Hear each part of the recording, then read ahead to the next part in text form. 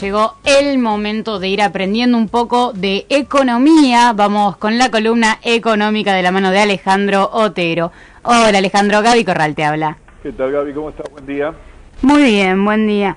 Contanos un poco hay muchísimas cosas para hablar en materia de economía últimamente, pero queríamos arrancar con esto de la rebaja de impuestos a Trump.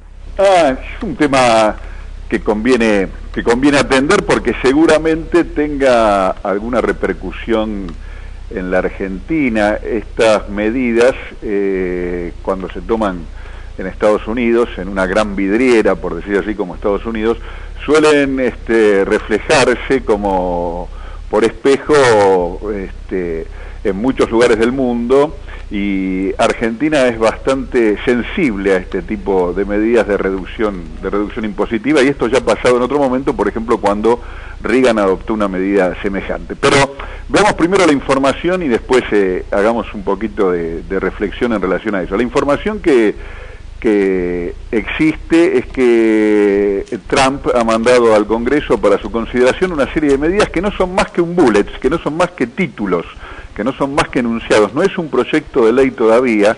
Entonces tenemos que entender esto como la manifestación de una voluntad política de introducir cambios sobre el sistema tributario americano. Ahora, más allá de que no sea un proyecto de ley, las medidas que se anuncian son significativas, por lo tanto conviene tenerlas en consideración. Yo diría que son relevantes al menos 4.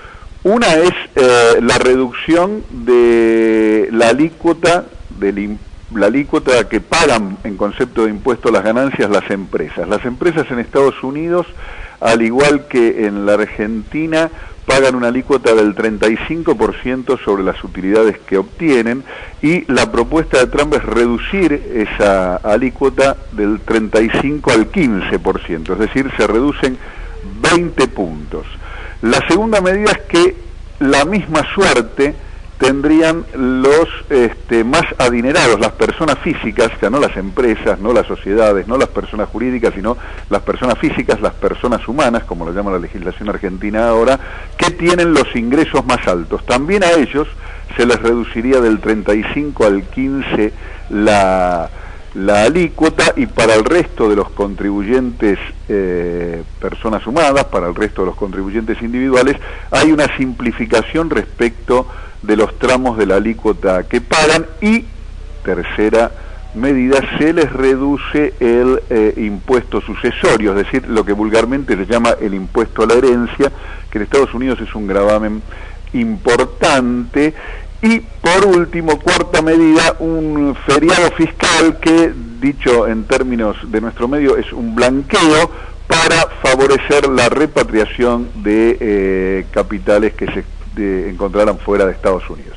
En definitiva, estas 4 medidas en conjunto significan en concreto reducir los impuestos a los que obtienen los beneficios más altos en Estados Unidos, sean personas físicas o empresas, y permitirles a quienes hayan radicado capitales en el exterior retornarlos a Estados Unidos con beneficios fiscales para hacerlo.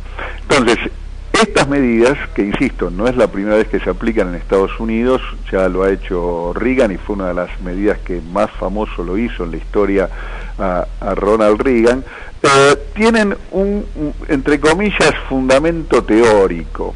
¿Cuál es el fundamento teórico? El fundamento teórico es que reduciendo los impuestos a quienes son los más beneficiados, a los que reciben los mayores ingresos, a los que apropian una parte más importante de la riqueza, se va a generar un mayor ingreso disponible en estos sectores, van a tener más recursos en sus manos, y eso va a favorecer el consumo y la inversión, y por lo tanto, al incrementarse el consumo y la inversión, la economía va a crecer, y al crecer la economía, lo que se pierde por un lado, reduciendo los impuestos a estos sectores, se gana por el otro, porque la economía se multiplica, y si se multiplica la economía, se multiplica la recaudación. En esa teoría no hay como una... Perdón un segundo, esto dicho en síntesis es el argumento teórico. Ahora, la cuestión es, ¿esto funciona o no? Decime, sí. No, te iba a preguntar si no hay un concepto previo de la buena voluntad que podrían llegar a tener estos hombres con mucha capacidad adquisitiva de seguir reinvirtiendo. Claro, Gabriela, ese es el punto central. Es decir, esto en el pizarrón funciona espectacularmente, ¿no? Esto es extraordinario, pero como en aquella anécdota famosa del vestuario donde el director técnico les explicaba a los jugadores cómo había que jugar y decía, vos se la pasas a este corre por acá, tira al centro, y así llegamos al gol, y lo dibujaba en un pizarrón. Uno de los jugadores se paró y le dijo, pero escúcheme, los otros saben esto, porque los demás juegan también, ¿no? Las cosas no funcionan como en el pizarrón. Y efectivamente, lo que es cierto de toda esta teoría es que si se reducen los impuestos, a aquellos a los cuales se les reducen los impuestos, van a tener más ingreso disponible. En este caso, se le están reduciendo los gravámenes a los sectores más afortunados. Es decir, que los más afortunados, sean empresas o personas físicas, esto efectivamente es cierto, van a tener más ingresos en sus manos. Ahora la cuestión es, como bien vos decías, ¿eso significa que van a consumir más? Y la verdad que no hay motivos para pensar eso, porque quienes son los más afortunados, ya su nivel de consumo lo tienen saciado y tienen una parte importante de capacidad de ahorro. Seguramente lo que suceda con aquellos que son los más afortunados es que si tienen mayor ingreso, lo que tengan es no mayor consumo, sino mayor ahorro.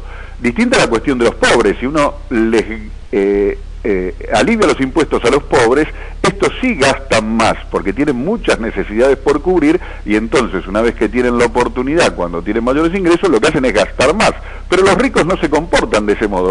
Los ricos, que tienen saciado su nivel de consumo, que acceden a los bienes y a los placeres y a los disfrutes que necesitan porque no tienen problema de ingreso, cuando tienen mayores ingresos lo que hacen es ahorrar más.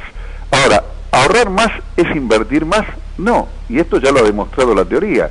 Que haya mayor ahorro no significa que haya mayor inversión.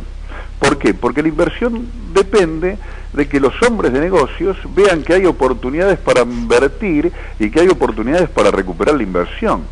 Si la economía está planchada, si la situación es de enfriamiento, si no hay oportunidades de negocio, si no hay garantías de que lo que se produce se va a vender y por lo tanto la ganancia se va a realizar y la inversión se va a repagar y a obtener las utilidades esperadas, nadie va a invertir, por más que tenga mayor capacidad de ahorro. Por lo tanto, no hay ninguna garantía de que reduciendo los gravámenes a los más adinerados se va a incrementar el consumo y la inversión, y yo diría todo lo contrario. En un contexto recesivo de enfriamiento de la economía, hay serias razones para pensar que aunque se mejore el ingreso de los más ricos, esto no se va a traducir en mayor consumo y en mayor inversión. Es bueno esto tenerlo presente porque, insisto, seguramente a partir de esta medida de Donald Trump, en nuestro medio haya muchos sectores que reclamen medidas parecidas, sobre pretexto de que de ese modo va a crecer la economía. Y una situación de enfriamiento brutal, de recesión tremenda, de deterioro del consumo como está viviendo la Argentina, es muy difícil que, aunque haya mayores ingresos en manos de quienes puedan invertir, lo hagan. Porque si no hay consumo, si no hay demanda, si no hay un mercado creciente, nadie va a invertir allí donde no tiene posibilidades de recuperar la inversión.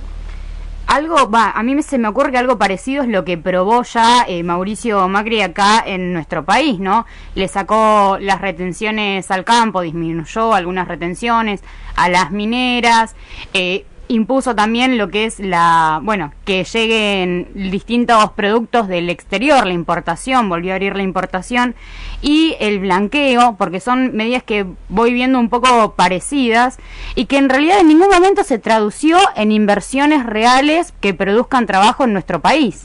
Efectivamente, Gabriela, nada de eso ha sucedido. Eran medidas que se decían en aquel momento, a principios del año pasado, que iban a alentar la lluvia de inversiones, y la lluvia de inversiones todavía está por venir y la estamos esperando. Ahora, las medidas se concretaron, las mejoras en los ingresos de ese sector se produjeron, y sin embargo los resultados están por verse. Por eso conviene tener presente que esto que funciona en el pizarrón no necesariamente funciona en la realidad, y conviene tenerlo presente hoy, porque más allá de esas medidas que se tomaron en el inicio de este gobierno y que no dieron de ninguna manera los resultados esperados, ya se está hablando de nuevo de una reforma impositiva y de reducción de impuestos, como por ejemplo el caso del gravamen sobre los ingresos brutos y otras reformas por el estilo que están en consonancia con las medidas que tomó Donald Trump y que seguramente ahora, al amparo de la fenomenal propaganda que van a tener las medidas de Trump, tengan un nuevo rebote, tengan un nuevo aliento en el país. Por supuesto, no extraña a nadie que aquellos que van a ser beneficiados reclamen ese tipo de medidas prometiendo mayores inversiones y mejoras de la economía. Ahora, el punto es que, insisto, no necesariamente esto se verifica en la práctica y por lo menos conviene ser muy precavido respecto de esta cuestión y de otra colateral que también hay que tener presente y que la historia ha dado más de una muestra y ya sucedió con Reagan en los propios Estados Unidos. Cuando se reducen los gravámenes a los sectores más poderosos de la economía y esto no se traduce en mayor consumo ni en mayor inversión, entonces la economía no crece. Y si la economía no crece, lo que se pierde de recaudación por estas medidas en favor de los más ricos no se recupera por mayores gravámenes que vendrían del incremento de la economía. Por lo tanto, lo que crece no es la economía, sino el déficit en esas circunstancias, ¿se entiende? Por eso, sí, durante el gobierno de Reagan, que se produjeron estas medidas y no dieron los resultados esperados a mediano plazo, lo que sucedió fue un fenomenal endeudamiento de la economía americana. Que no, si no me equivoco, es el mismo endeudamiento que todavía no pagaron con China. Exactamente. El mismo riesgo es el que tenemos en la Argentina y es lo que estamos viendo.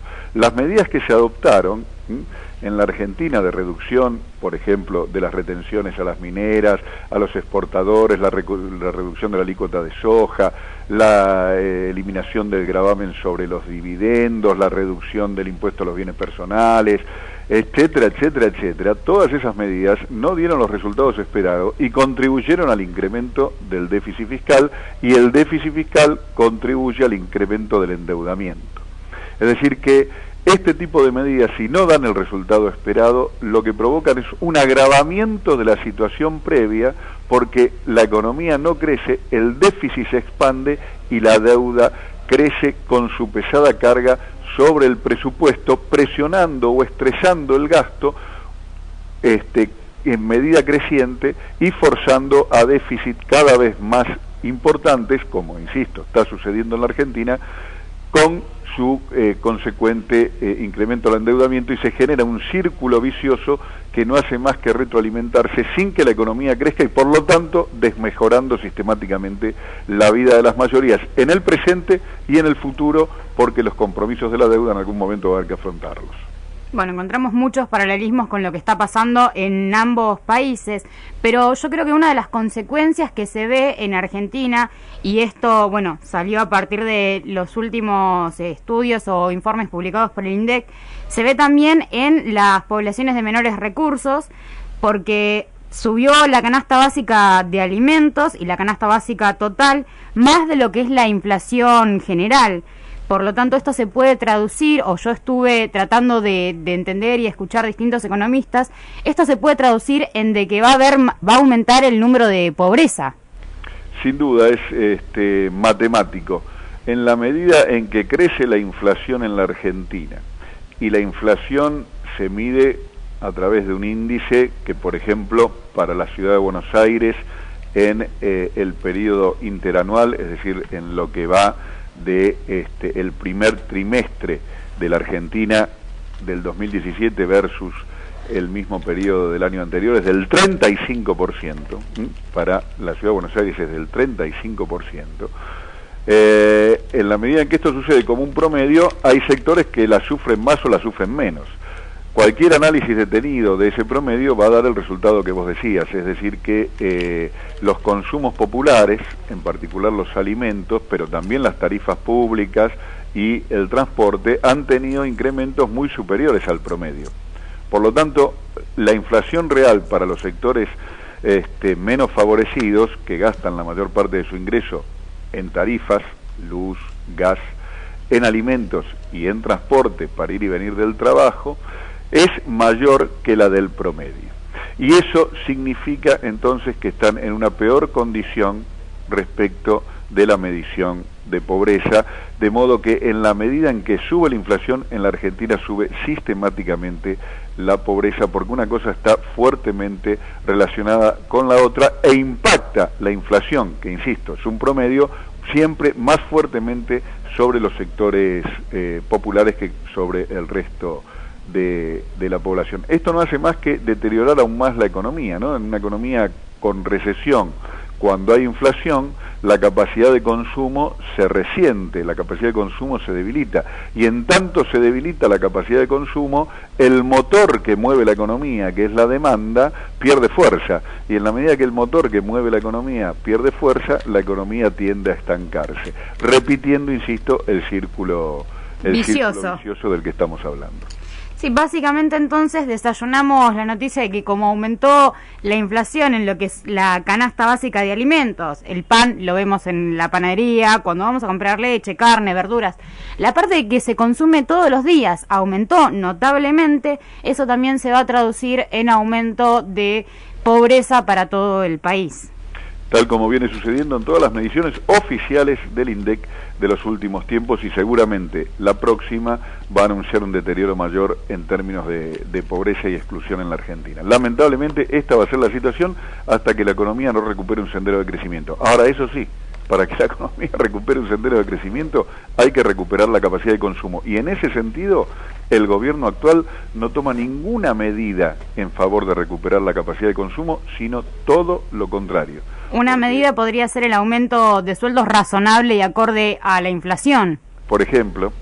Bueno, no las están tomando, como vemos y lo vemos todos los días. Por eso digo, las medidas de este gobierno, porque no tiene esa concepción, van por otro lado, por la suba de la tasa de interés. La suba de la tasa de interés y la propia recesión, el enfriamiento de la economía, para quienes toman decisiones en el gobierno, son parte de la solución y no parte del problema. Para quienes vemos la cuestión desde otro punto de vista, la suba de la tasa de interés y el enfriamiento de la economía no son parte de la solución, son justamente el problema a solucionar. Bueno, muchísimas gracias, Alejandro, por ser tan claro y aparte de sacarme de todas estas dudas. Muy bien, Gabriela, vos, nos vemos la próxima. Hasta luego. Nos vemos la próxima. Bueno, recién pasaba Alejandro Otero, nuestro columnista económico, siendo muy claro también en comparación y viendo lo que se nos viene a nivel internacional, porque claramente las decisiones de Estados Unidos nos afectan, más que nada también por una relación de dependencia que se está generando de la economía argentina respecto de la economía internacional.